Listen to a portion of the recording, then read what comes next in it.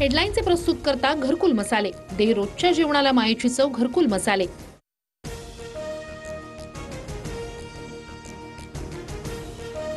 बीडच्या आष्टी तालुक्यातील जोरदार पावसाचा सांगवी आष्टी परिसराला बसला फटका। पुरात अडकलेल्या 13 शेतकऱ्यांना सुखरूप काढलं बाहेर। अंबाजोगाईमध्ये रेणा नदीच्या पुरामुळे सोयाबीन पिकांचंही झालंय मोठं नुकसान।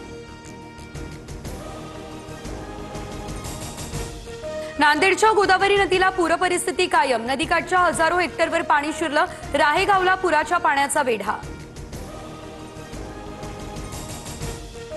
जळगावच्या एरंडोल तालुक्यातील अंजनी नदीला आला पूर। एरंडोल शहराचा इतर गावांसोबतचा संपर्क तुटला। एरंडोल येवला हायवेवरील वाहतूक प्रशासनाकडून बंद। खरीप पिकांचं मोठ्या प्रमाणात नुकसान। नाशिकच्या निफाडमध्ये लासलगावमधील शेतात मोठ्या प्रमाणात साचलं पावसाचं पाणी। मक्याच्या शेतात पावसाचं पाणी साचल्यानं शेतकऱ्यांचं नुकसान। छत्रपती संभाजीनगरमधील पैठण शहरात अजूनही अनेक वस्त्यांमध्ये पाणी। विलास भुमरे यांच्यासह संजय शिरसाट यांच्याकडून पाहणी। पावसामुळे उपचारास उशीर झाल्यानं मुलीचा मृत्यू। सरसकट पंचनामे करा, नियमांवर बोट ठेवून लोकांना त्रास होईल असं वागू नका। मुख्यमंत्र्यांचे जिल्हाधिकाऱ्यांना आदेश। जनावरांच्या चाऱ्याची सोय करण्याचेही दिले निर्देश।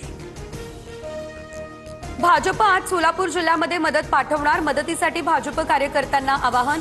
केंद्र सरकारची मदतही लवकरच पोहोचेल। रवींद्र चव्हाण यांची माहिती। राहुल गांधी यांना जीवे मारण्याची धमकी। राहुल गांधींच्या छातीत गोळी घालू। केरळमधील भाजपचे प्रवक्ते पिंटू महादेवन यांचं विधान। केसू वेणुगोपाल यांची शहांकडे कारवाईची मागणी।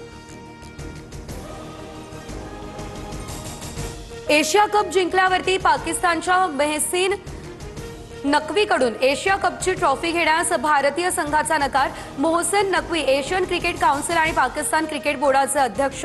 ट्रॉफी न घेताच मॅच प्रेझेंटेशन संपलं। अमरावतीमधील आरएसएसच्या कार्यक्रमाला सरन्यायाधीश गवईंच्या आई उपस्थित राहणार नाही। पत्रिका व्हायरल झाल्यानंतर माहिती नसताना नाव टाकल्याचं माजी लेडी गव्हर्नर डॉक्टर कमलाताई गवई यांचं स्पष्टीकरण।